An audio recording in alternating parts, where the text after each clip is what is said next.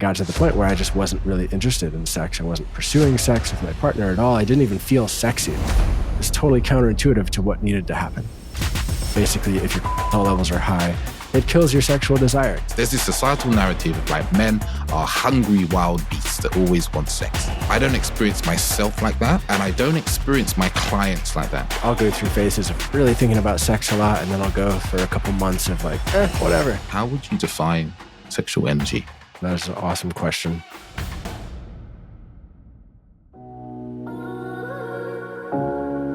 Welcome to the Authentic Man podcast.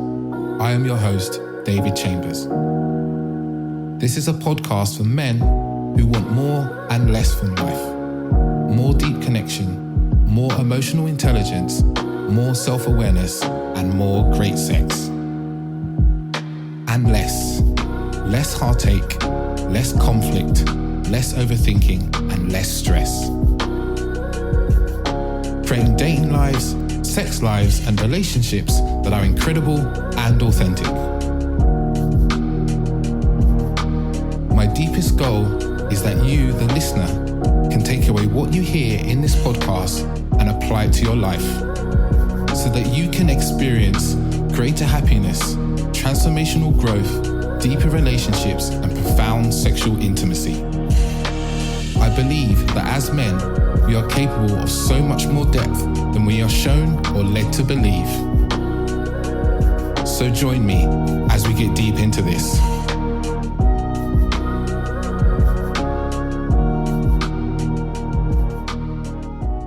Welcome back to another episode of the Authentic Man podcast. I'm David Chambers, your host. I'm a men's dating, relationship, and intimacy coach, working with men to really lead them to living better lives inside their relationships, inside their work and businesses, and also inside of their dating lives as well. In this episode, a wonderful man, Taylor, I've been on his podcast and we've talked a few times over the years, and he does some incredible work. He's a sexologist and a men's sex coach, and he runs does some amazing work and has his own podcast as well, which you can find in the show notes. And in this episode, we really dive into the bits and pieces and the important parts of what it comes down to, like boosting sexual energy, like not just the foundational pieces, like the more advanced pieces as well around boosting our sexual energy and desire as well. We talk about men and their desire as well. It goes hand in hand with sexual energy.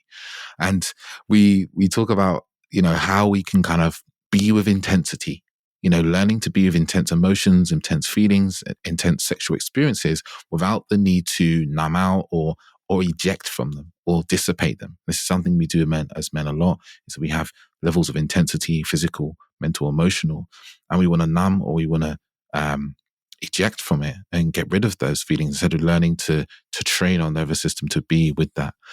We also talk a little bit about porn and its effect on men and women, and how it affects, men and women. We talk about it, porn's often talks about how it affects men, but how we talk about how it affects women as well. And we talk about obviously what sexual energy is. And then we finish up by talking about multiple orgasms and how you can train yourself to be multi-orgasmic and how you can train yourself to have non-ejaculatory orgasms. And I said all those words together, which is amazing because it's one of those phrases I always struggle with. And yeah, Taylor's got a program coming up, which is all about orgasm, basically, for men, right? And the details are down in the show notes. I know he's starting off his next round on the 8th of February. So if you're interested, you can just hit the link down there to sign up to that and really, really go on a beautiful sexual journey with him inside of his work.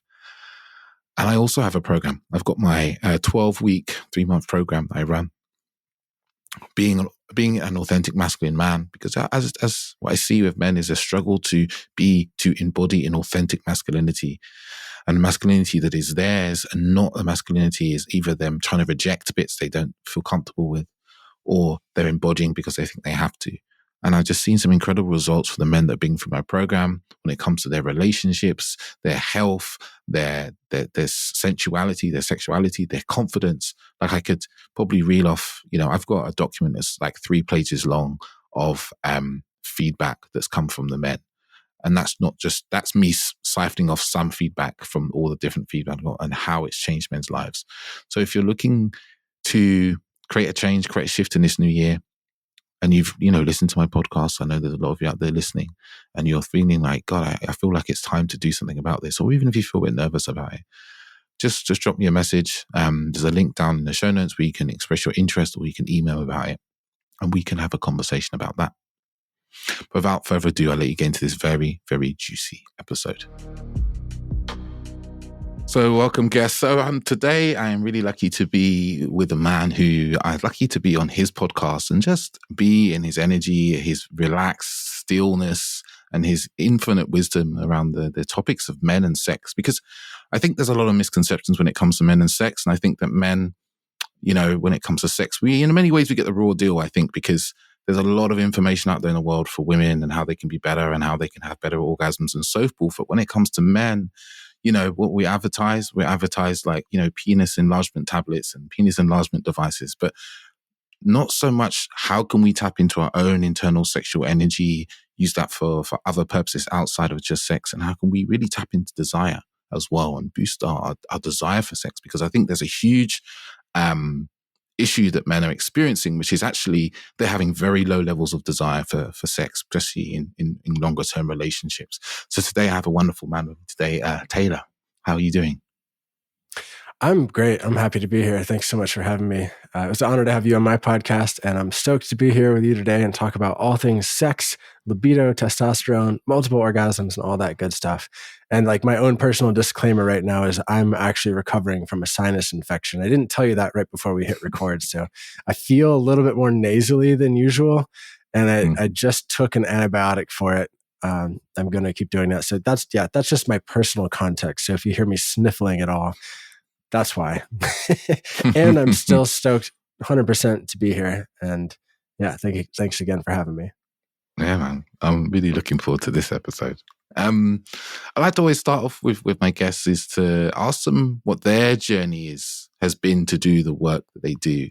Because I think if I remember rightly, I come across a video of you way about 3 years ago, and I think it was your experience of being at ISTA, if I remember rightly.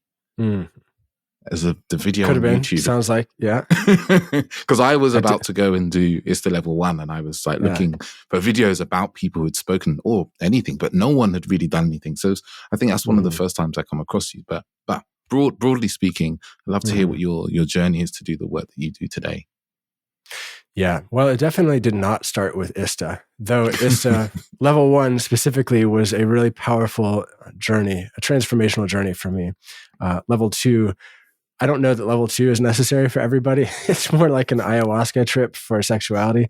And that's a whole other podcast episode we could do. But I'll say for me, my journey really started because I used to struggle with sex tremendously when I was younger. Like I was the guy that would ejaculate in 5 seconds or 30 seconds or less than a minute on a regular basis. And I was super sexually anxious about it. I felt really shitty about myself for it. I had low sexual confidence. I had low self-worth. I struggled with my identity as a man. I thought like, wow, I'm never going to have the kind of sex that people are talking about. Like I'm a failure, all this kind of stuff. I went through a period of avoiding women because I was afraid of eventually having sex with them and being the guy that came too soon. And it was worth it to me to avoid them to never get to that pain point in the first place after I had some serious pain points in the past. So I went on a huge journey and spent many thousands of dollars trying to really understand my internal sexual processes and how to overcome premature ejaculation. And in the process, that journey opened my mind to so many things that I never would have even considered before, like the power of semen retention, the possibility of a non-ejaculatory orgasm, the possibility of full body ejaculatory orgasms, the possibility of cosmic sex, energetic sex, like all this wild stuff.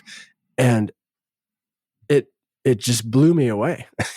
And before I even started teaching about this stuff in my previous career, I noticed that putting a lot of these practices into place not only helped my sex life, but it also helped me become more successful and make more money in my previous career, working with all kinds of big businesses. And I was like, wow, this is the reason people write about this stuff in books.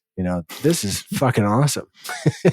And I eventually realized like all the books on my bookshelf, I don't know if you're going to use this video or not, but behind me, there's a bookshelf back there. Like I have all the books were about sex and energy and relationships and spirituality and cultivation and business.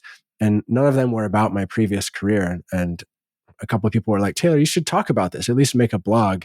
And so I started with a real shitty blog and then took even more trainings on how to actually hold space for people. And then like just sort of naturally evolved into where I am today, which is now I'm full-time sex coach for men, sex educator for men, sexologist. I study this stuff constantly. I've worked with thousands of guys from around the world and I love it. And ultimately, it's because I wish I had somebody when I was younger to help me out. If I can be that guy for other people, then that's so fucking valuable and meaningful for me. And that really drives me forward.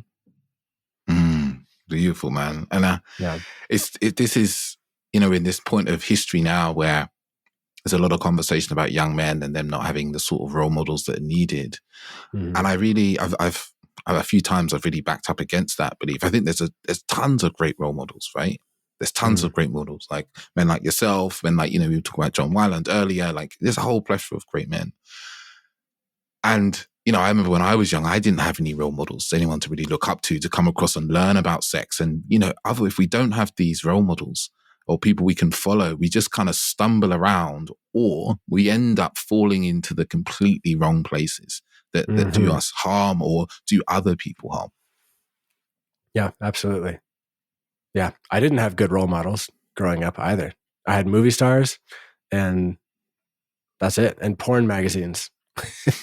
I'm probably the last generation also that grew up with dial-up modems. So like when I was 12 or 13, I was masturbating to a picture that would slowly reveal itself pixel line by pixel line. And I'd be like, come on, get to the breast, get to the nipple. Oh, there's the top of it. Oh, damn it. It stalled out.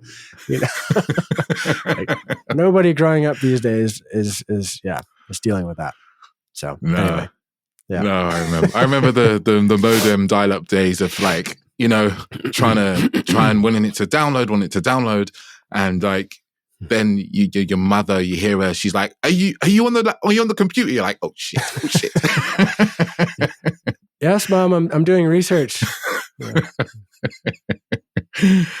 Oh man, yeah, those are the days we grew up with these things. See, these young kids these days, they will never know the struggles of a dial-up modem.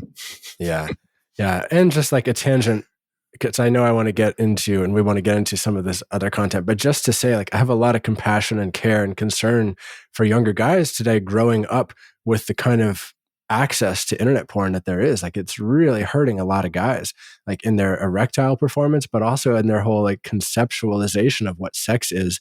And then they get into sex with a real human and it doesn't go so well for them or their partner. And they're like, well, what's going on here? Like, what's wrong? And I don't blame guys for this. I just want guys to realize, like, hey, this is a skill that we need to cultivate. And the more you watch porn and the more you take in info from other sources, like that, like the more you need to at least balance that out with a healthy input, at least do that, preferably cultivate it like a skill, like you would anything else, like working out, like going to the gym, like doing breath work, doing meditative practices, do sexual practices, because that's at the core of your being as a man.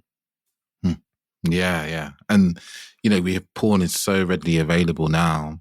And I see this for some of my clients is like they've grown up with porn virtually in their hands at any point. Yeah. And then they come up against sex with a real woman and they don't really know how to do that because they've watched this porn. And I like to always say, I wish we didn't call it pornography. I wish we would call it adult entertainment. Because removing the entertainment word almost like it's like one step closer to making it appear that it's a real way of being and a real thing. When it is just like, it's like, as someone said to me, it's like trying to learn to drive watching Fast and Furious. These things are purely entertainment purposes only, right? But they've trained their minds consciously and unconsciously to believe that sex happens in the way that they see in porn, which is massive penises. This is like violence. A lot of the porn we see is very violent in subtle ways and very major ways. Yeah. And I just want to own that it has impacted me too. Like I used to be addicted to porn and it very much impacted how I would have sex with my partner and different women over the course of my dating life. Like I I fell into this trap too. And it took me a lot of effort to pull myself out. So I'm not up here on a mountain looking down and being like, you need to fix this. It's like, hey man, I get it. I've suffered from that. My partner's suffered from it through me. And like, it's worth fixing, it's worth putting some energy and effort into, which I think is what we're going to get into. Yeah. And how do you work on it? How do you work on it? But I think one of the things I just add is, one of the things that's often forgotten is that it doesn't just impact men. And I don't know if you've experienced this, but with women that I slept with, and I've talked to my partner about this quite a bit, it's like women watch porn too, and they believe that's how they need to be. Like I remember being kind of in my probably early 30s, maybe late 20s, and sleeping with a woman who was maybe 5 or 6 years younger. And she was making all these howling sounds and throwing herself around and like doing all these performative bits. And I remember stopping and being like, hey, like, we don't need to do that. Like, do you really want to do that? Or like, I was like, slow down, relax, be easeful, like lie on the bed. And it was a really like interesting moment for me because I hadn't really thought consciously like, oh, I knew how porn impacted men because I talked to men about it. We don't realize that porn impacts women in the way that they think they need to be. And this is part of I think the completing of the circle of kind of how the dysfunction happens in sex for a lot of people through the lens of porn. Yeah, man. Thanks for sharing that story. And you just flashed me back to like a time, I don't know, 7 or 8 years ago. I was dating this woman and it was the first time we were starting to be sexual in her apartment. And I was fingering her. And then like we were really sensual and feeling connected up until that point. And as soon as my fingers went inside her, she started saying, this is going to be graphic, but she started saying, oh yeah, fuck my pussy, fuck it up. And I was like, whoa. We just went from like sensual kissing to like, you want me to fuck up your pussy now? Like, and I stopped and I paused and I was like, hey, I just want to check in with you. Like, I am curious, like, can you help me understand what's going on for you here? Like when you say fuck up my pussy, like it doesn't actually turn me on. Long story short, like she had learned this from porn too.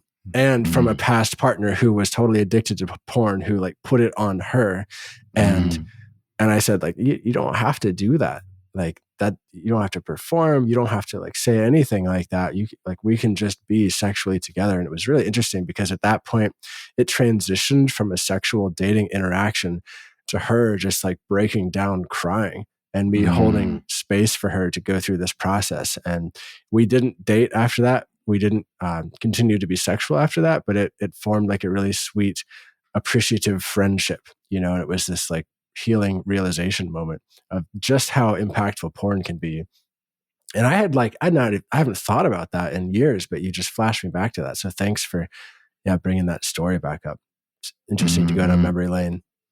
That's a beautiful story, beautiful story of how when we bring consciousness and awareness and truth to sex, it can be deeply healing. Yeah, it can be. So we're gonna. We said I'm so guilty with these tangents in my podcast, but we're gonna talk about sexual energy definitely to start with, because like I find I'm seeing with a lot of men. Actually, I'll start with the kind of societal narrative. It's like men always want sex. There's this societal narrative of like men are hungry wild beasts that always want sex, and I don't experience myself like that. And I don't experience my clients like that. Like even the men I'm working with and they're in relationship and they're trying to, reconnect in a relationship, or even men who are dating and are single. I don't experience them in that way as this kind of like hungry all the time. Yeah. And that's the kind of narrative which we view men through, that like they're always wanting sex, always like hungry for sex. But I see this as something that's really deeply not true. And I wonder, is this something that you also kind of come across in your own practice? I mean, that's a really good question. I'd say personally, I go through phases. Like I'll go through phases of really thinking about sex a lot. And then I'll go for a couple months of like, whatever. And I used to think it was a problem, but I've also learned to accept that. It's like life goes in phases and it ebbs and flows. What I do see more of, I would say, is societally wide. There are a lot of men who seem to be suffering from not feeling supercharged, like not feeling as much sexual desire, not feeling zestful for life, not feeling fully alive, motivated, all that kind of stuff. And that seems to be, I guess there's like extremes. Like that's one extreme. And then I see guys who are just totally hypersexual who want to fuck anything. You know, I see much less of an integrated middle ground. Yeah. But I don't think all men are walking around just like horn dogs wanting to fuck anything that walks. You know, I don't think that that's true.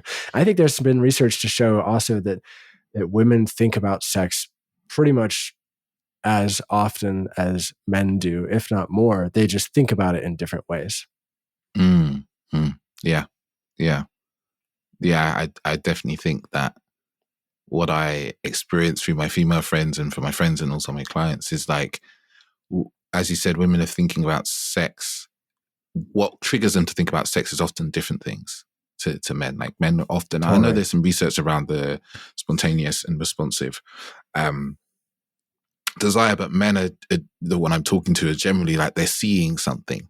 You know, there's something that they're seeing. Whereas the women that I speak to, it's like a memory flashes across their mind, or they feel something internally, like there's a feeling or there's an ease, a relaxation, or even an excitement, and that triggers desire and their sexual energy to build. Yeah, totally. I have a personal story to share, actually, just from just a few months ago that relates to this. So if you're a guy listening to this, or if you're a partner to a guy who's listening to this, and you are, or your male partner is experiencing low arousal, low libido, low sexual desire, there, you know, a lot of people might think, oh, well, I need to boost my testosterone, or I need to work out more, or I should take some libido boosting herbs, or I should, you know, do something to like boost it back up again. And that happened to me last year. And the context was, for the first time in my life, I bought a house with my partner. We moved into it. We renovated it. We did a lot of stuff to the land. We had family visiting multiple times. We had different families staying with us for over a month within the first 3 months of living there. We did more renovations, more projects. We got a puppy. Like we combined finances. We did all this shit. And I was working hard at the same time. I was running my big course for men. And my sexual desire started to go down slowly. I didn't even notice that it was happening, because I was so busy, but it was. And I got to the point where I just wasn't really interested in sex. I wasn't pursuing sex with my partner at all. I didn't even feel sexy. Like I didn't feel flirtatious. I didn't feel alive. And so eventually, I didn't even realize this. My partner came to me and said, Taylor, I'm really unsatisfied with the amount of sex we're having in our relationship. Like something needs to change. We need to talk about it. And it was this big aha moment for me. Like, holy shit. Whoa, we haven't had sex in a while. You're absolutely right. Let me do some inquiry, some work on myself. And I decided, okay, I'm going to boost my testosterone, because that's surely what's going on here. I need more of that like man fire, man fuel, you know, to really boost me up. And I took a testosterone and hormone test, and I did a 30-day testosterone boosting protocol. And interestingly enough, when I did the first test, all the results came back within normal ranges, but they were on the low side of what normal was. And so I thought, okay, I'm going to boost my testosterone doing things like heavy weight training, going to the sauna, getting in competition with other guys. I had a whole list of things that I did. And I did all that consistently for 30 days. And I took another test. But leading up to that test, I felt my sexual desire come back online. My partner and I had a bunch of really awesome, super connected, hot sex. And I was like, wow, my testosterone must be like off the charts now. And I took the test, and the results that I got were really interesting, because my testosterone levels didn't change at all. But what changed was my cortisol levels dropped substantially. Like, I think it was 25% or close to that amount, over 20%. And cortisol is the stress hormone. And basically, if your cortisol levels are high, it kills your sexual desire. It kills your sexual drive, your interest, all that kind of stuff. And turns out maybe I didn't need to boost anything. Like maybe I just needed to take a break and relax and work less. And which is something I also did during that month. I got massages regularly. I was in the sauna, I was stretching, I was doing yoga. I was doing all these things to let my system relax. And that was ultimately the thing that brought me back into a space of regular arousal, into a space of wanting sex again. And it was a really useful learning experience for me, because I was like going, working. And my initial thought, probably because I'm a man and I'm programmed by society to produce, work, was, I just got to work harder to boost this stuff, but it's totally counterintuitive to what needed to happen. Wow. It's an incredible story. Because there's a lot of conversation now about testosterone and men's falling testosterone. Yeah.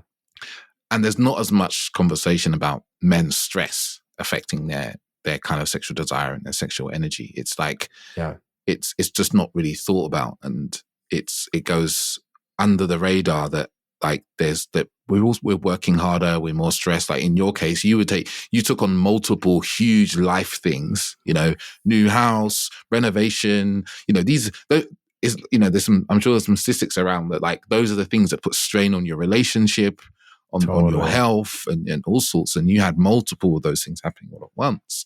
Yeah. And this is almost like the part of our sexual desire and sexual energy cultivation that isn't like brought in enough into the conversation. Like, how's the rest of your life going? It's normally in kind of really mainstream society, it's like, take this little blue pill, go knock yourself out, and come back later. And in some of the really like men's worky parts of the work, it's like, your testosterone is low and you need to eat loads of red meat and you need to just like lift some heavy shit.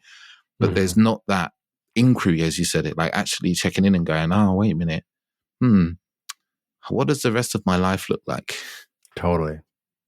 Yeah. What's your sleep look like? What does your relaxation look like? Like, do you take downtime? Do you meditate? Like all this other stuff. And to be clear, I am a fan of going to the gym and working out and being super physically active. I love doing that on a regular basis. I think it's useful to be a healthy human. But this whole other category is equally important as well. I was studying once with a Taoist teacher, and she brought in this concept that I think is really applicable here. And she was talking about the yin yang, that yin yang, however you want to pronounce it. It's two circles with a wavy line in the middle that divide the two of them. And then in each side, there's a dot that's supposed to represent a piece from the other one. So there's like two balancing portions to life, and each of them are interconnected with each other. So the yin is, just to totally simplify it, the yin is resting, right? Resting states, the cycles of things. And yang, or yang, if you're Southern, is going. It's basically the sun, right? It's constancy, it's power, it's forward momentum, it's all this kind of stuff. And so what she said was that most of Western society is operating under a state of empty yang, is what she called it. And it's basically like you're really trying to push, you're trying to work hard, you're trying to hustle, you're trying to create all these things, and you're constantly in yang, and you never get enough yin to balance yourself out. So ultimately you're pushing, but you're actually depleting yourself and you're empty. Like you're ultimately empty while you're pushing yourself, and it actually hurts your health, it hurts your libido and all this stuff too. And I thought, wow, that's a really cool model, and it's a really cool way to picture it. And it brings about the importance of the awareness of the recharge time too. The sleep, the rest, the naps, the massages, the low key laying around, cuddling with your partner, playing with your dog or your cat or whatever, like all that stuff is really important. It came up in one of my courses last year too. Like, I forget exactly what it was said, but somebody said, "So Taylor, are you saying that if I want stronger erections, I just need to take a nap and play with my cat?" And I was like, well, possibly. If you're totally fucking stressed out and you're working 12-hour days, like maybe that's what you need to do. You might be surprised. Yeah. Because we're in this kind of like hustle culture and pushing and like everyone's trying to do more, create more, and it is, I love the way your teacher said it was like empty, because in many ways for a lot of people it is empty. There's no there's no heart behind what they're trying to create and what they're doing. They're doing it because they think that's what they have to do, whether that is make more money or build a bigger home, or, we get onto the kind of like the relationship ladder, and it's like you go from buying one house to the next house to the next house to the bigger car and keeping up with the Joneses. Yeah. And this is empty because there's not a deeper purpose and meaning behind keep moving forward. It's just like, oh, that's just what I'm meant to do. This is what happens when you get married or you get into a relationship. Totally. And there's not enough of that. Yeah. The yin, the relaxation, the long, deep breaths, playing with the cat. Yeah. I said a couple of times the phrase sexual energy, and I realized that we hadn't kind of explained what that is. And if the listeners are not sure what that means, how would you define sexual energy? Damn, that is an awesome question. And you could take multiple approaches to it. And so I'll share multiple definitions or perspectives on it. One of them is that sexual energy is everything.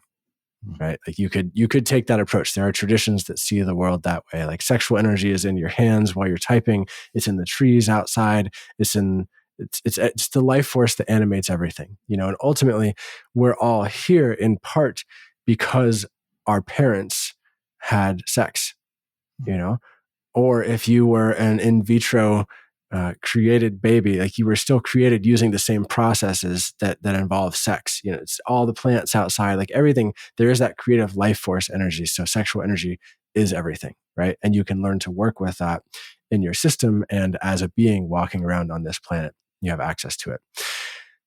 Another way to look at it is, and this is a little bit easier to access for most people, you could see sexual energy as the sensations that exist and arise in your body when you start to feel aroused.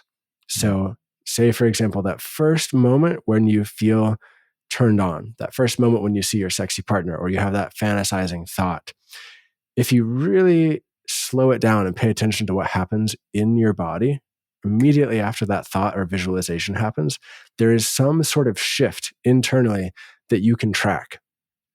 99% of the time, if you really slow it down and pay attention, there's a shift internally that you can track. And then maybe it shows up as heat waves. Maybe it shows up as a release of tension. It's something, right? So you could see that as sexual energy too. And then that, being a little bit more accessible, will usually show up in the genital region for guys. And so then if you're going to do some sort of sexual energy circulation or movement practice, it's easier to do that when you start to feel aroused. And so one of the practices I like to have guys do is to self-pleasure or masturbate just for a little bit, just enough to feel the sexual energy building, the sexual arousal building, and then pause and just sit with it for a moment. Notice what's happening in your system. Don't rush ahead to ejaculation. Just pause and bring some spaciousness to it. And then take a couple of deep breaths and notice if it changes. Just start paying attention to what's happening there. Then after you sit with it for a little bit longer, you can self-pleasure some more, and then you can actually practice trying to move it. And one of the best ways to try to do that, it's very simple, is you squeeze your pelvic floor. I'm sure people listening have heard of this before, but you squeeze the pelvic floor like a Kegel, and you can visualize it as a pump. And breathe up while squeezing your pelvic floor. Visualize the sexual energy just moving up your body in any direction up, and just notice what happens. And it's a process of slowing it down and paying deep attention to it. And you'll almost always notice that there is some sort of elevating or rising sensation happening in your body that stems from your genitals in some way. It's a pretty cool way to access it. Fast forward, say you've been practicing for a while, you're able to do that in sex, and you're able to move that sexual energy, that sexual arousal up into your heart, into what's called a microcosmic orbit around your body. And then all of a sudden you're feeling sexual pleasure in your back while you're having sex, sexual pleasure in your chest. And because you're able to spread it out through your whole system, you don't feel like you have to ejaculate. You're not pushed towards premature ejaculation. You're actually able to experience more sexual pleasure without needing to ejaculate. It's pretty cool. It increases your capacity for pleasure overall, we could say. And I realized I talked for a little bit there, and I'm going to pause and see how that's landing for you, or see what questions you have. No. And I just like hearing you say that is like just spreading. The two different ways the multiple ways you describe sexual energy. Mm-hmm. And if we stick with the second definition, because I know in, tantric circles and some Taoist circles, it's believed that, it's all energy that we see is sexual energy. But the one that, like you said, is more accessible to people is this feeling, sexual energy they get when they start to feel aroused in some way. Mm-hmm. And a question for you, like I see, what's my experience is the sexual energy that starts to build when we start to get aroused it can feel very intense. Totally. It can feel very intense. And a lot of men struggle with that intensity, Mm-hmm. And I wonder if you have seen similarities with the men that you've worked with or even yourself, where that intensity is similar to other intensity in life, where that, sometimes if we are in a relationship and the emotion gets quite intense or work starts to get intense, because what I have observed is that when a lot of men experience intensity, their first thing is they want to get rid of the intensity, right? Mm-hmm. And ejaculation is our method of doing that with sexual energy. 100%. Yeah. Yeah, for sure. And wow, this is a big rabbit hole, just to be clear.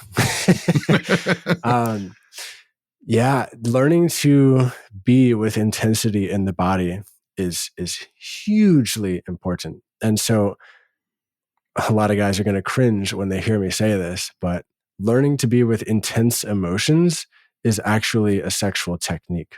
Because if an emotion comes up and you push it down, or you say, no, I don't want to go there, fuck that, or I'm not going to feel that, what you're telling your body is that energy movement in the body is not okay.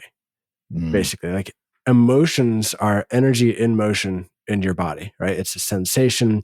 It's some kind of energy that needs to move. And when you push it down, like your body just understands, oh, energetic movement is bad. And therefore it's going to be much harder for you to move sexual energy. And your body's going to want to release sexual energy as quickly as possible. It's interesting in certain sort of personal growth or self-development workshops, retreats, philosophies, there is the idea like, oh, if you feel intensity, just shake it out, shake it out immediately, like get it out, yell, scream, that sort of thing. And my perspective is definitely evolving on this because I do think there is value to that. But I also have really been learning in the past year just how valuable it can be to sit with that intensity and observe it in the body and notice what it wants. And the simple act of just sitting with it and observing it sometimes can actually let it integrate into your system without having to release it through emotional discharge. And that shit's fascinating. It's fascinating to me. And I would say that, yeah, most of us men, myself included, could stand to practice sitting with intensity a lot more. And there are ways we numb it out too.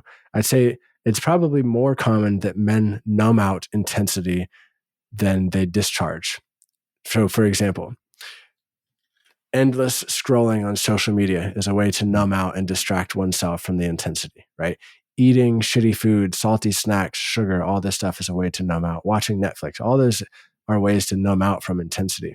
And all those things could be fine if done with intention, but I think they really detract from men's lives. And again, it's a sexual technique because how we live in our life and our lifestyle shows up in our sexual experiences. And I know this might feel like a little bit of a reach for some people, but it's crucially important to start to see the connection there. Yeah, I couldn't agree more. I love that. We're just trying to, like you said, numb out and discharge this energy. And I started to see that, and I got taught this from my Tantra teacher, is like learning to hold the intensity of sexual energy, like in sex. It's like training oneself to like hold the energy of like, oh, I'm feeling the intensity of this sexual energy building, and be with that, just being there without the need to do anything with it. Like the way I was taught by one of my teachers was literally to masturbate and get to a point where it was like very intense and you wanted to ejaculate and stop and then just meditate with that energy in the system. Just meditate doing that on a regular basis, multiple times a week, to just train your body and your being to be able to be with the intensity and be still with the intensity of how trying to do anything with it. And I, it's a practice, not exactly that practice, but it's a type of similar practice I give to a lot of my clients, because I see sexually that, especially with men who are kind of in fear in sex in some way, like they're afraid of rejection or they're afraid of not doing well, mistakes, is that fear plus the intensity of sex creates a really large intensity for them, and it almost puts them off even stepping into that arena. Yeah. Agreed. So what do you recommend for people? I was curious. I love a mindful masturbation practice to train with intensity. A mindful masturbation practice, I think, is really, really powerful. Of like, semen retention with the mindful masturbation is masturbating and learning to be present to the rise of the sexual energy when you're alone, and stay conscious of not just riding off into ejaculation every single time, and just being with that. And I always recommend men finish off the mindful masturbation with lying still or sitting up still, either way, and just being with the energy that's flowing through the body, breathing slowly, and like learning to like, oh, it's okay. It's like training new pathways in the brain to go, it's okay for me not to ejaculate. I can do that other path. And I'm not like a, what's it called? I'm not one of these like semen retention people. It's like, you have to do semen retention, not at all. I think it's really, Cam Fraser uses a great phrase I quite like. It's like conscious ejaculation. It's like you choosing when you do so. It's not that totally it just unconsciously takes you over and you can't help yourself, because then we're in this like really conscious place in our sex where it's like, wait, I could choose to make love for an hour if I want to, or I can make love for 30 seconds.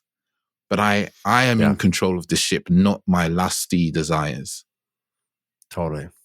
And then sometimes with that consciousness, excuse me, you can, for the sake of play, let your lusty desires take over.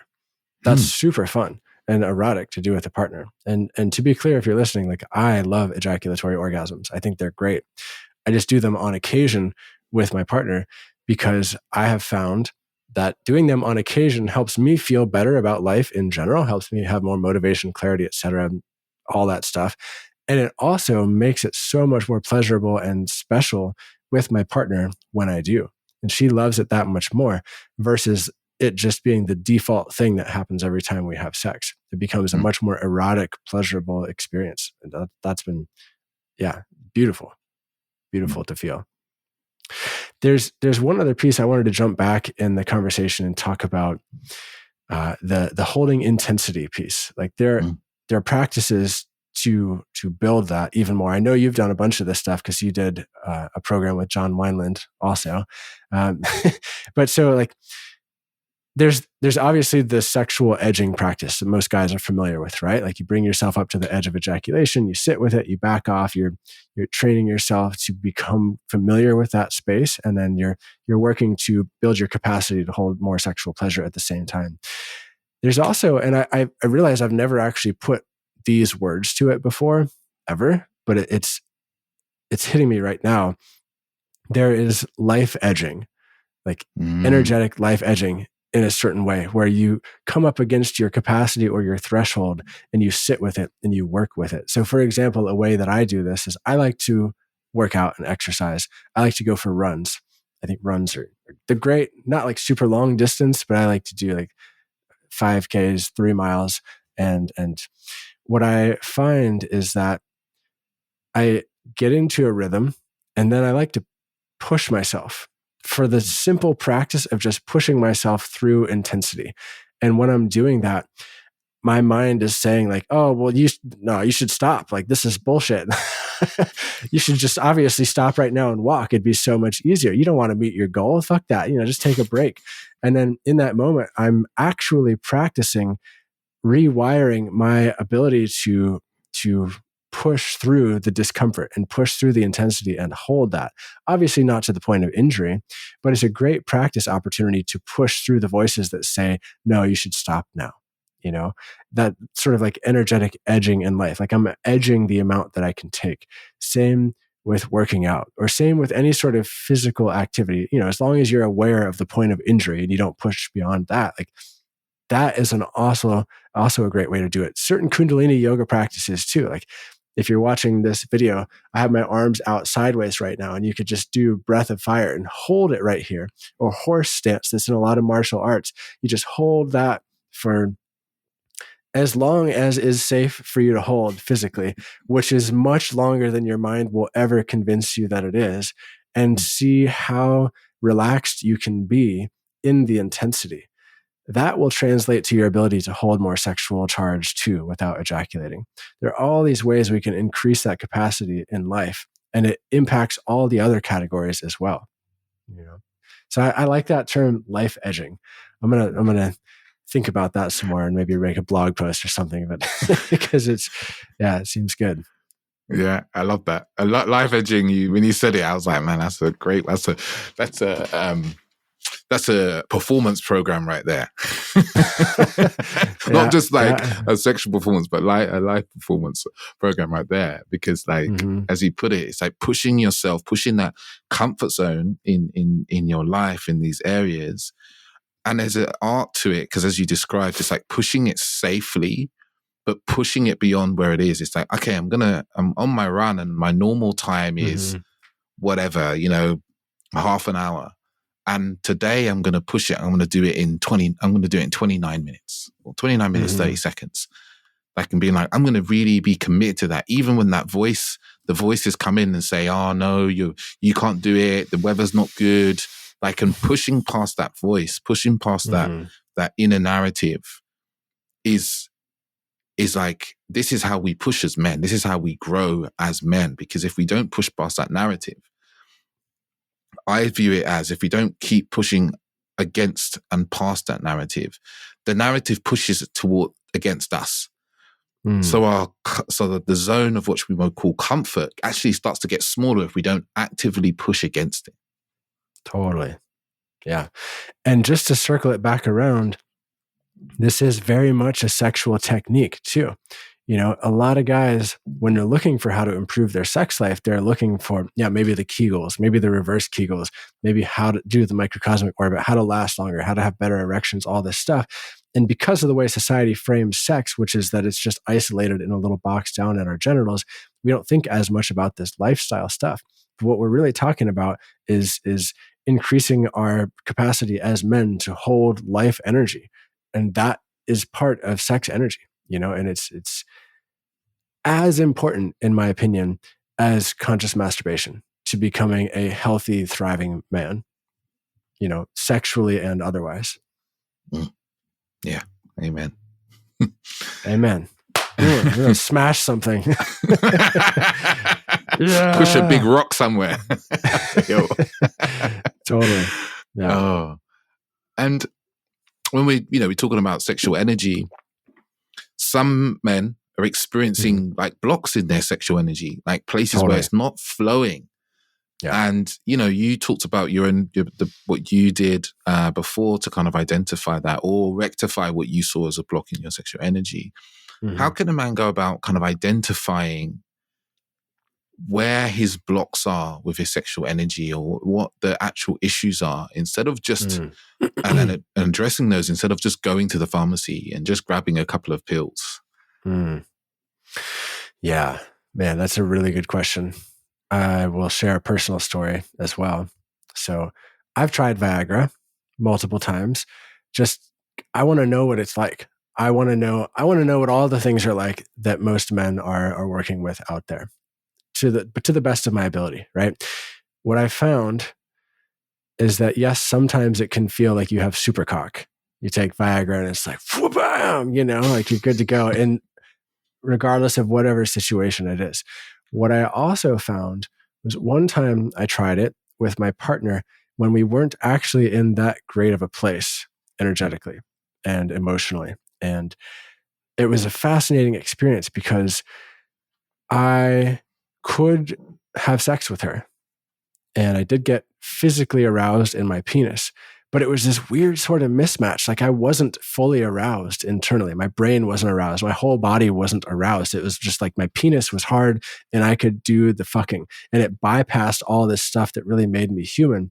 And it bypassed those blocks that you're talking about. And so I think that a real danger of using pharmaceuticals to get erections, if you can't, is that you're just overlooking or bypassing like the things that you need to look at to heal. So like, yes, you can fuck and have sex by taking that, but are you actually evolving as a person? Are you actually getting to the root of your challenges and problems? And like, I realize maybe not everybody wants to get to the root of their challenges, you know? Sure, I can't control what people do with their lives, but I would say like that will harm your health in the long term, like not getting to the root of these things, because like emotions impact overall physical health as well too.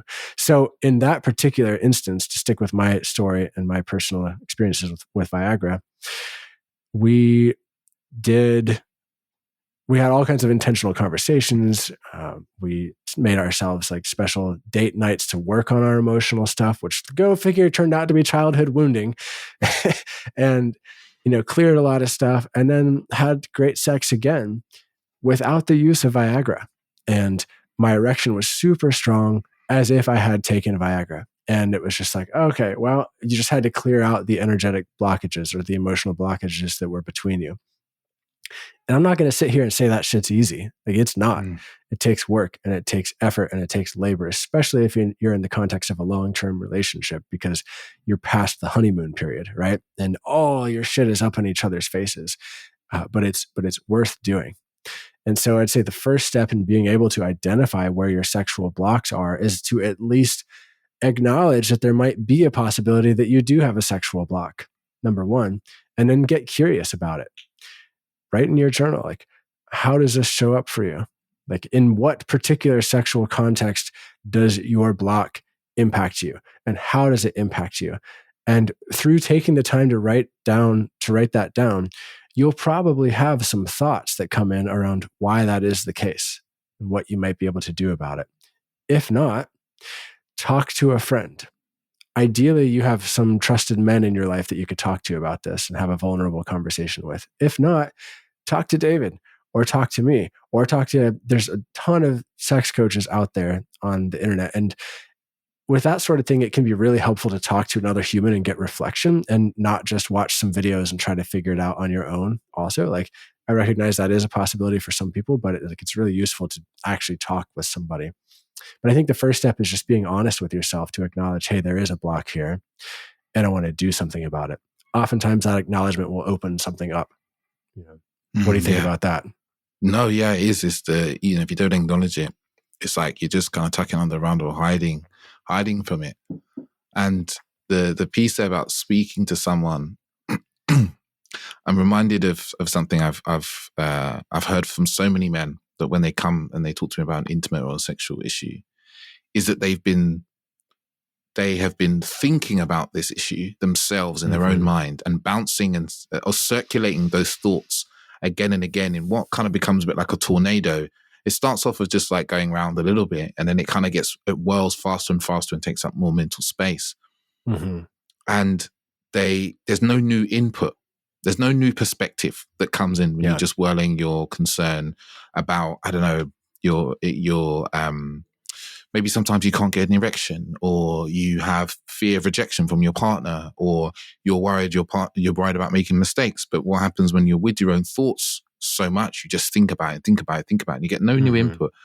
And what I've seen with men is literally just having a conversation and talking to someone who, and this is probably an important piece as well, is like talking to someone who can hold that information. Totally. Like you can hold the space of the information and go and listen to you and not do a lot of things sometimes our mates do, which is like belittle, turn it into a joke, start banter, change the subject, like, because someone who can like hear the information, breathe it in, and ask you questions that can lead you to a new perspective or lead you to maybe the root cause and so forth and why that is so powerful. Because usually my experience is, I imagine it may be similar for you, is afterwards the men leave and they're like, wow, I feel so much better about like just speaking out loud. Like I haven't done anything yet, but I feel like a weight has been lifted. And I think that a lot of time, like when it comes to a lot of the blocks we have, that is like maybe 25% of the thing is just like lifting the mental weight of feeling alone and feeling separate and other and different from other men. Totally.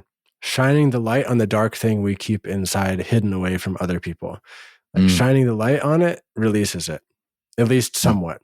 You know, and yeah, I see that time and time and again in my group courses. And it's one of the reasons I love doing groups of men and facilitating conversations and having different people share what's going on for them. Because, yeah, like you said, a lot of guys are like, I've never told anybody about this in my entire life. And I've been thinking about it for years and it's been weighing me down. And then they share that. And 8 other guys are like, yeah, man, I've been going through that too. And I've been feeling alone with it. And then all of a sudden, all their nervous systems are like, wow, I'm not alone. Holy shit. The pressure is relieved. All of a sudden, it's not impacting me as much. Like it actually fucking works like that sometimes. It's amazing. It's amazing. And like, I again want to acknowledge just the immense pressure that we're put under as men in modern society to just keep it all together, to quote unquote, be strong, be independent. Don't share your challenges with people, you know, put up this front even of having it all together. And like, nobody fucking has it all together. That's such a problematic myth in society. Like we're all doing well, but we're also all struggling about certain things. And it's like to think that anybody has it all together is just, it doesn't serve anybody, you know? Yeah. Yeah. It's like and I know there's a book called this, and I have not read the book, The Myth of Normal. Everyone's like, oh, but that's, I'm not normal because I can't do that, or that's not working for me. Like, oh, other normal people, they're not having this problem. And, you know, as a coach, you really realize like how mythical a beast the normal man is. Like, like this normal man that we talk about, like average man, is just like, it doesn't exist. He's some sort of unicorn creature that none of us have yet to see. Like we all have these problems and fears. And, you know, sex and sexuality is a place where, you know, I could look at my friends, my good friends, people who can feel they can open up to me. There's not a single man there who hasn't had some level of sexual problem. Right? Not a single one. And these men are men who are successful in business and money and all those sorts of things, relationships, marriages, kids and all that. And there's not a single one of them that haven't had some sort of sexually related problem. Totally. But yet somehow as men, often in our minds, we believe, oh, I should have this all together. I should know how to do all this. Yeah. Yeah. That is a head fuck. It's totally a head fuck. And like the same thing goes for women. Just last week, my partner and I, we recorded a podcast around like skillful penetration, right? And she works hands-on with women. She only works with female clients. And she said basically the same thing. She said, I've never, ever met a woman who feels like she has it all together sexually, you know, not just in the hundreds of clients that she's worked with, but in all the women she's talked to in general. And it's like, yeah, you said the myth of normal. Like we're all working on things, whether it's insecurities or pain in our genitals or inability to have an erection when we want or whatever. Like maybe that's normal. Like the normal is challenge, actually. Like that's real. Like the normal is challenge because that's just part of life. You know, everything else is a Disney fairy tale, you know, and we can work, you know, when you normalize that, you can work with it. It takes the pressure off. Like, oh, all right. Like even NBA stars, even top professional athletes, like they miss shots, they fuck up, they ruin the play for their team. And these people are getting paid millions of dollars, you know, and they still fuck up and they're at the top of their game. How could anyone expect somebody who hasn't spent 5 years of their life full-time perfecting the art of sex to be perfect? You know, it's like, we just need to readjust our expectations, you know? Yeah. And have compassion. Yeah. For ourselves. The compassion piece is really important because it's like when there's a shame there around sex and something that isn't the way that we think is normal. When we bring compassion to it, it's really, there's no shame can't I think Brené Brown says something about this. I think she says something slightly different, but it's like shame really can't stand the light of compassion. It can't stay there when the light of compassion is shined onto a problem that we have personally, and we really are like deeply compassionate towards ourselves or another about it. The shame just dissolves away, and we're just left with like how we want to move forward or what we want to do, or just pure acceptance. Yes. Yes to that. So we know what sexual energy is. We know how to identify our blocks. And if there's a man listening here, or men, or women even, women who are with men, who are wanting to then like to amp up their level of sexual energy and cultivate maybe not so more wild sexual energy, but just like turn that fire from a little candle into a raging bonfire. Is that useful? Oh no, I was more thinking like you know, like from like a little candle to like, you know, a fire you might light in your house, a little wood burner, more like that. Yeah. God. I mean, yeah, I feel like we talked about a bunch of avenues, but just to like say it succinctly. Well, I don't know if there is a succinct way to say it. Like there's so many ways you can do that. Solo cultivation practices, self-pleasure practices, more relaxation in your life, or maybe you relax plenty and you actually need to work out more. Or maybe, you know, here's a big one. A lot of people who are lacking sexual arousal or sexual drive in their life, like they also simultaneously feel like they're lacking excitement in their life overall. So where are you excited in life? What are you excited about? What lights you up? What do you do on a regular or semi-regular basis that makes you be like, yeah, you know, like what are the things that make you feel alive? Do more of those things. And your sexual arousal will likely increase as a byproduct of that, you know? And of course, then there's different workshops you can do and all kinds of stuff. But like, I'd say that's a really big starting place. Like, do you feel stoked about life? Do you feel excited about what you're doing? Like, if not, it's pretty hard context to feel really sexually aroused in.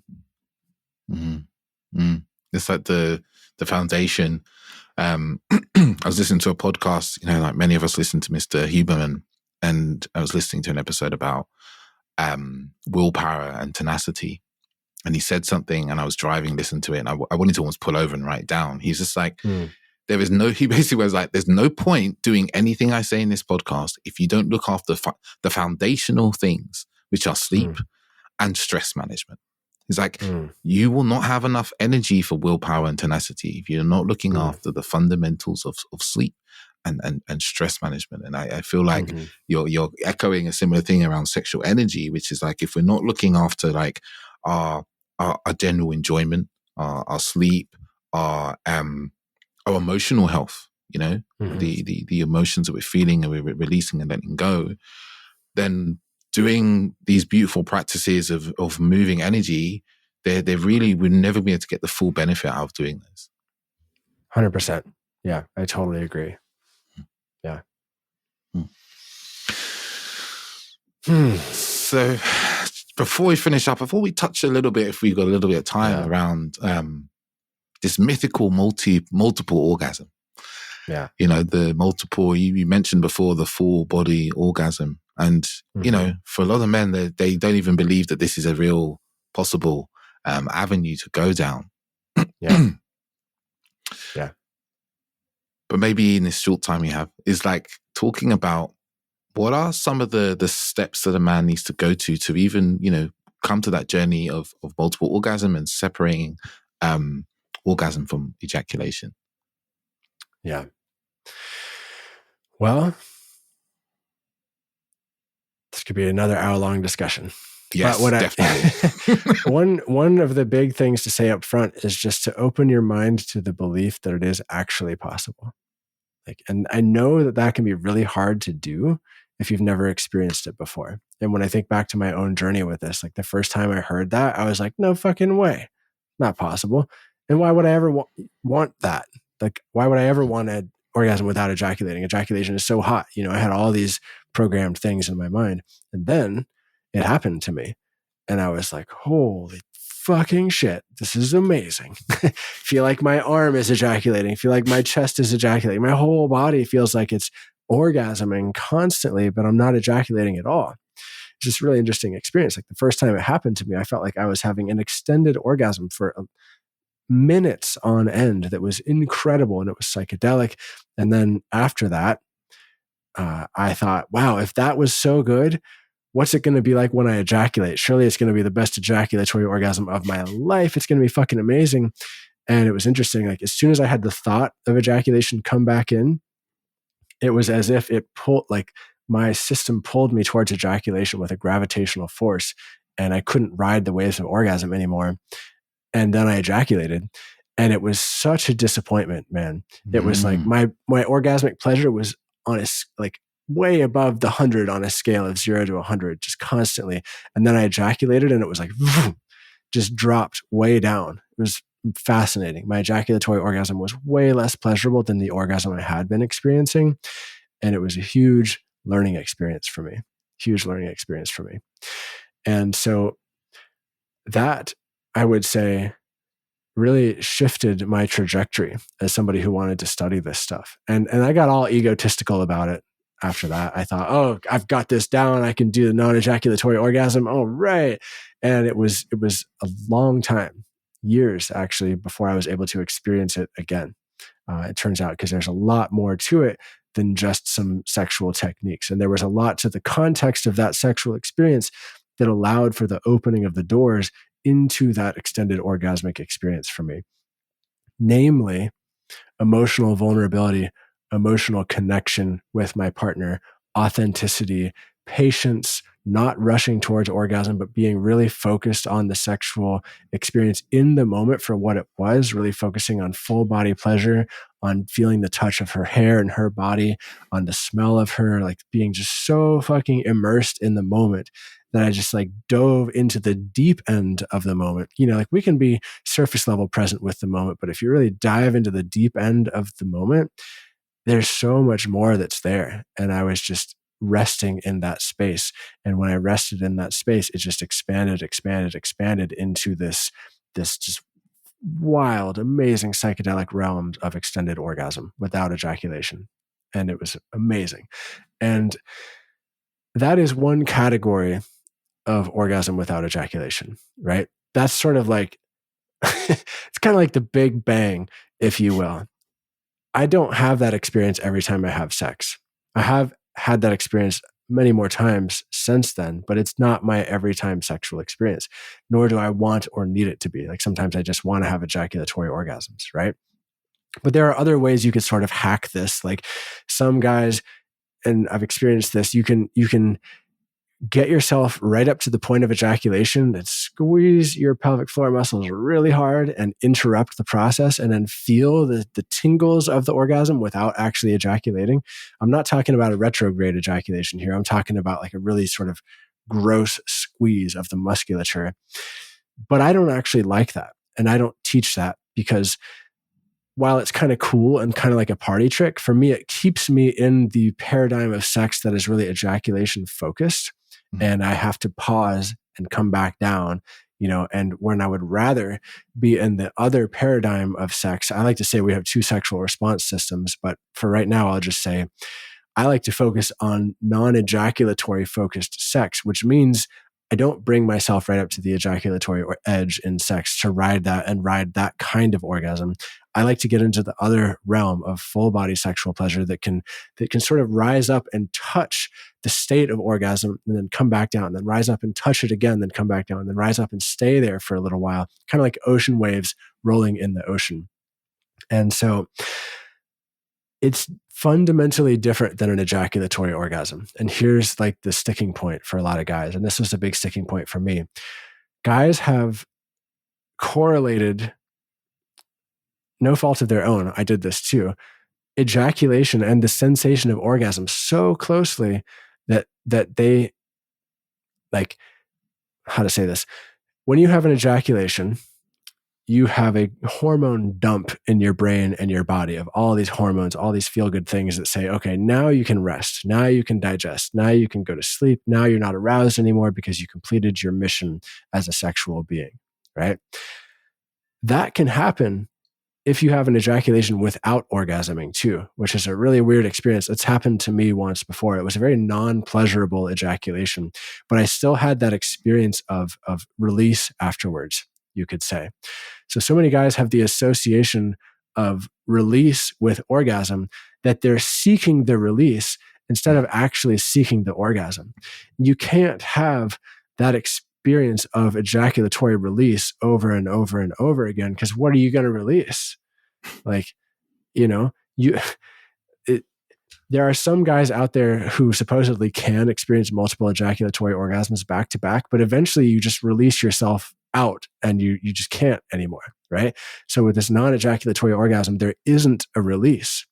But most guys are so pressurized in the sexual experience that they need that release, and their body needs that release. So it's not even possible for them to experience a non-ejaculatory orgasm because their system is still stuck in the paradigm of sex leads to release. I need release. Therefore, that's the only thing that's going to happen.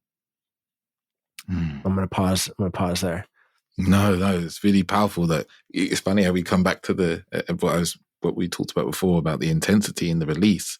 Is that they're using sex as a release, they're using sex as a mode for release, not as a mode for pleasure. Yes, 100%. And shifting that paradigm can open the doors to a non-ejaculatory orgasm. Shifting that paradigm and having sex and ending the sexual experience without ejaculating and feeling fully integrated in your body without getting blue balls, and there are techniques for that. It tells your sexual response system that sex or that ejaculation is not the goal, right? And once your body starts to understand that, all these other doors start to open. Yeah. Because if your only focus is like, I want to have sex to just like release, feel calm, relax, and go to sleep, then the mind can't even get around the concept. It's the whole journey is different. The whole start is different. The lead up, the middle, the whole attitude is different. When the attitude is of this has no goal, this has no place to end. We are just two or more, two or alone or more, right? One or more. Who are enjoying the moment by moment pleasure and waves of pleasure, and just to surf those waves and be with those in the moment, then our whole concept of what sex is starts to shift and change. And our whole concept of what the purpose of it starts to shift and change. And the door, as you said, the door to non-ejaculatory orgasm starts to really open up. Yes, 100%. And that's a big leap for a lot of guys to do. Like, it's a big leap to try that stuff, but it's 3,000% worth it. Sex becomes infinitely better when you start to do that. Yeah, I could be very testament to that as well, man. It's really worth the mindset shift, and some of the physical shifts that we need to put in play. It is well worth it. And your partners, if you are with women, will thank you from here to eternity. Yes. Yes, they will. And they'll be like, what? Holy shit, I've never had sex with a man who does this. And it blows them away. Like, every woman I've had sex with, how do I phrase this? Every woman that I've brought this level of intentionality to the sexual experience with so far has been like, whoa, this is totally different, and it's amazing. Like, I love it that you're just not beelining for ejaculatory orgasm. And maybe I do have an ejaculatory orgasm with them anyway, but it's with consciousness and intention. And I say that not to like boast, but just to share the reality. Like, guys in my courses and guys that I'm sure you work with who bring intentionality to their sexual experiences too, like, whenever any guy has sex with a woman and he brings intentionality into that experience, he's immediately up in the top 5% of men that she's ever had sex with, because so few guys bring intentionality to the sexual experience. Like, it's just mind-blowing to people to experience a man being like, hey, let's talk about this. Or, hey, I'm not going to operate on my typical programming. I'm going to be intentional here. Like, it's paradigm shifting for people. I don't think people realize just how rare it is, and just how impactful it is. And not just for their pleasure, but for your own pleasure too. Like, it just changes the whole game. Mm-hmm. Yeah. Yeah. I guess it's, just to add, it's like, as men, we think the pleasure is in the release. As you said, we've believed the pleasure of sex is in the release. We don't realize the pleasure of sex is the moment by moment pleasure that is available. If we just bring some slowness, some presence and so forth, and if you bring that level of you described intentionality to women, it's almost like, this might sound funny, it's almost addictive for them, because it's like their nervous system has never experienced a man who's like, I'm going to take my time. I'm going to just be here and feel with you in this moment and just be with the moment and flow how the moment flows, because there's nowhere we need to get to. And it's like a whole new level of relaxation a woman will feel during sex, because, the truth is a lot of women don't really feel very relaxed during sex because, like we said at the beginning, they're experiencing porn influence, man. Totally. And if you bring that level of relaxation to her, like, you open her up in a way, and it also has to be some responsibility here. It's like she will be open to like, oh, wow, this is different. This is a whole different type of sexual experience that I've never experienced before. And I want more of this. It would be that your partner or a woman that you just recently sleeping with. Totally. Boom. I think this is a power very of good practice. Yeah, the power of practice of practicing, the things we've talked about, like being with intensity, slowing down, the importance of that, conscious communication, even some of the breathing practice you mentioned earlier around, the microcosmic orbit and good sleep and looking after our emotional health and clearing through all these. When you do those things and you bring in the intention, then your capacity as a man sexually starts to shift into a whole new level of man, as Taylor said. Top 5%. Yes. Top 3%. Yes. Yes. And even it doesn't matter what percent. I know that I brought that in, but it's just going to be good, man. Just going to be good. Yeah. I feel like we could talk for hours about this and go into many different parts of the subject, but I think we'll wrap it up there. And I know for those of you who want to learn more about maybe the techniques around multiple orgasm, I know that Taylor has podcasts on it, and I know you have programs on it. And I think, maybe it's a perfect time to say, how would the guests work with you and hear more from you? Yeah. Most of what I do these days, thank you, for having me here and for asking me that. Most of what I do these days is group courses. I think it's really helpful for guys to go through experiences together. I have an Orgasmic Mastery course that's a 10-week program that helps guys experience this. And I don't know when this podcast is going to come out. It might be before or after the next big group course happens, but it will happen again. And there are self-study options available as well. And I'd say just, Google my name, Taylor Johnson Sex Coach, and you'll find me. On Instagram, I'm at Taylor Clark Johnson. I've got a ton of free stuff out there, a lot of free guides, a lot of great videos. And if you just look me up, you'll find me. Yeah. Yeah. And men, there's some wonderful, wonderful content that Taylor's putting out on Instagram, wonderfully informational, beautifully shot, really beautifully put together. So really head over to his Instagram, which will be in the show notes. If you listen to this, it's going to be down there to check him out. Awesome.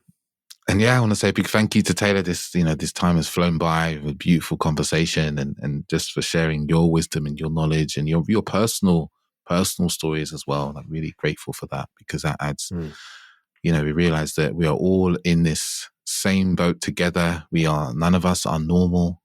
We are all, dealing with the same issues and problems, and you've been, beautifully courageous and brave enough to tackle those, but also then share what you've learned and share your personal story with the world. So just thank you.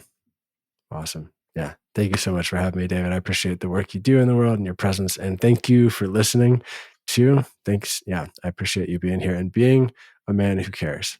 It really means a lot. And the world appreciates you. Thank you, man. Yeah. And guess if you've enjoyed the episode, let us know. Head over, drop a message in Instagram. Always love to have a conversation with people and hear about what they're taking away. And I'll say that we've got to the end and I've lost my words. But until next week, I will say ciao, ciao. I want to say a big thank you for listening. It's people like yourself that really help get the podcast out into the world, especially if you're often sharing the episodes and the podcast with people that you feel just could do with listening, right? Can see a different way of being a man, maybe a different way of having dating lives and intimacy and relationships. So I want to say a big thank you. And if maybe after listening to this episode, you think, oh, there's someone actually who could really do with this, please share it with them, share the love. I'm really, really grateful. And if, you want to get in contact with me for any questions, or you want to talk about coaching or any working together, feel free to reach out to me on Instagram @theauthenticman_, or you can email me hello@theauthenticman.net. Thank you very much.